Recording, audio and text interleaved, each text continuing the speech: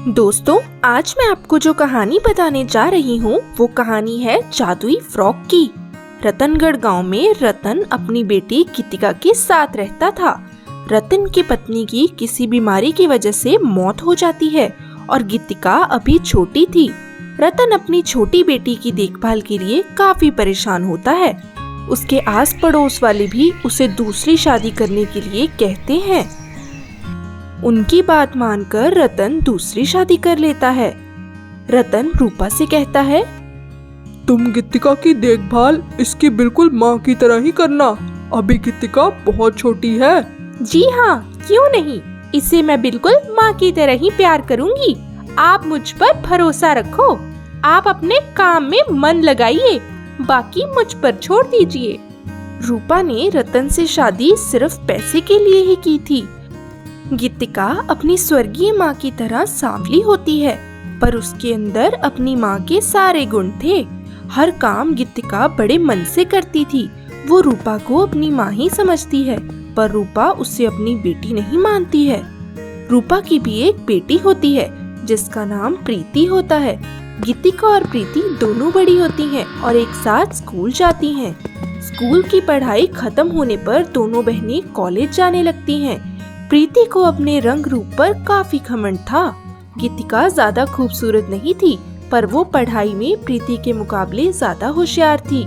जब रतन शाम को ऑफिस से घर वापस आता तो अपनी दोनों बेटियों के लिए कुछ न कुछ लेकर आता है।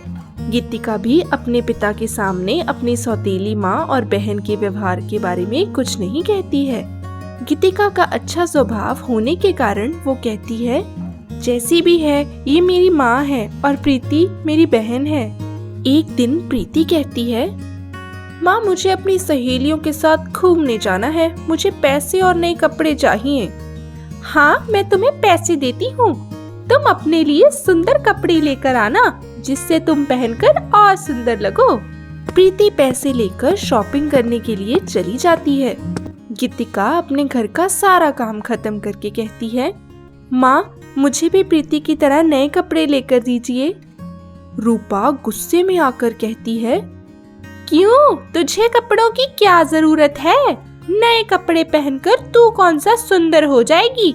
नए कपड़े सुंदर लड़कियों पर अच्छे लगते हैं। माँ, सुंदर होने ना होने से क्या होता है? जैसा हमें भगवान ने बनाया है वैसा ही रहना चाहिए। शक्ल सुंदर होने से कुछ थोड़ा ना होता है। इंसान का मन सुंदर होना चाहिए। रूपा गुस्से से लाल हो जाती है। हाँ, अब तू मुझे बताएगी कौन कैसा होना चाहिए? माँ, मेरे पास सारे पुराने कपड़े हैं, तो आप मुझे प्रीति के ही पुराने कपड़े दे दीजिए। मैं भी तो प्रीति के जैसी ही हूँ। रूपा उसे प्रीति के पुराने कपड़े देती है। वो कपड़े इतने पुराने थे और जगह जगह से फटे हुए थे। जब प्रीति और गीतिका एक साथ कॉलेज को जाती हैं, प्रीति की सहेलियां कहती हैं, अरे यार प्रीति, क्या ये गीतिका तेरी ही बहन है? तू इतनी खूबसूरत और ये गीतिका इतनी काली क्यों है? क्या बताऊं यार, जब तक ये हमारे साथ है मुझे इसे झेलना ही पड़ेगा। गीतिका ये सब सुनकर उदास हो जाती है। एक दिन दोनों के क्लासरूम में उनकी टीचर एनुअल फंक्शन की अनाउंसमेंट करती है। इस फंक्शन में ड्रेस कंपटीशन होगा। जिसकी ड्रेस सबसे सुंदर और शानदार होगी उसे 10,000 का इनाम और गोल्डन ट्रॉफी के साथ सम्मानित किया जाएगा। प्रीति घर आकर अपनी माँ से कहती है, माँ मेरे कॉलेज में ड्रेस कंपटीशन है और जीतने वाले को 10,000 और गोल्डन ट्रॉफी का इनाम मिलेगा। माँ, मैं जानती हूँ कि यह इनाम मुझे ही मिलेगा और मुझे शहर की सबसे बढ़िया ड्रेस ही चाहिए। हाँ मेरी प्यारी बेटी, ये इनाम तू ही जीतेगी। तुझसे और सुंदर कौन है इस दुनिया में? प्रीति अपनी माँ से पैसे लेकर ड्रेस खरीदने के लिए शहर को चली जाती है। गीतिका भी अपनी माँ के पास आती है। माँ, मुझे भी इस कंपटीशन में भाग लेना है। मुझे भी कोई ड्रेस लेकर दो। हे भगवान, ये कंपटीशन सुंदर लड़कियों के लिए है। तुमने कभी शक्ल देखी है अपनी? कैसे तुम दूसरी लड़कियों की तरह बन सकती हो? अपना और मेरा टाइम खराब मत करो और जाकर रात के खाने के लिए बाजार से सामान लेकर आओ। जब देखो ये चाहिए वो चाहिए। गीतिका उदास होकर घर से चली जाती है। रास्ते में उसे एक तालाब दिखाई देता है। वो अपनी उदासी दूर करने के लिए तालाब के किनारे पर बैठ जाती है। गीतिका तालाब के पानी में अपनी शक्ल को देखती है और कहती है, सब मुझे बदसूरत कहते हैं। हाँ, ठीक ही तो कहते हैं, शक्ल ही सबको दिखाई देती है।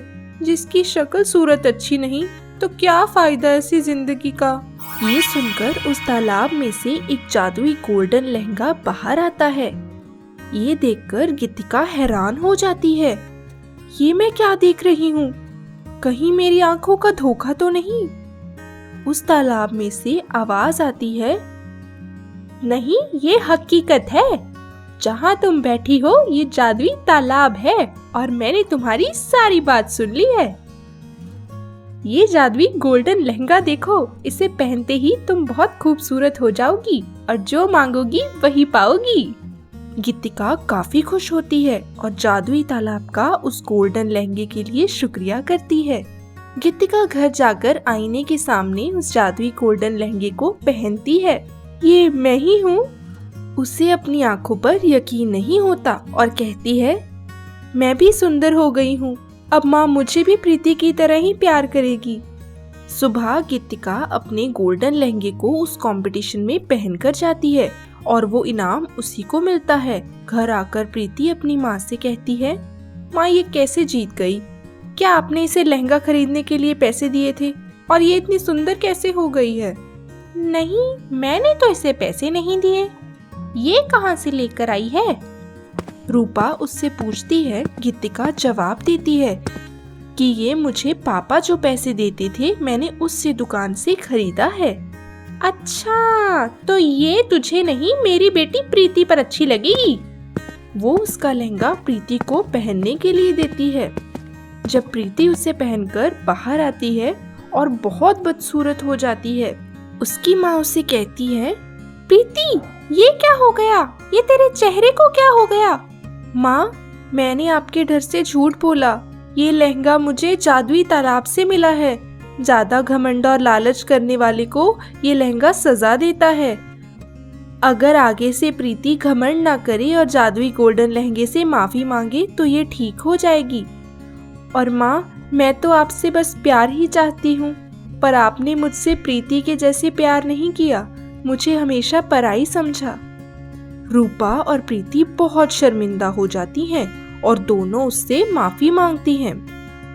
बेटी, मुझे माफ कर दो। मुझे मेरी गलती का एहसास हो गया है। हम दोनों ने तुम्हारा बहुत दिल दुखाया है।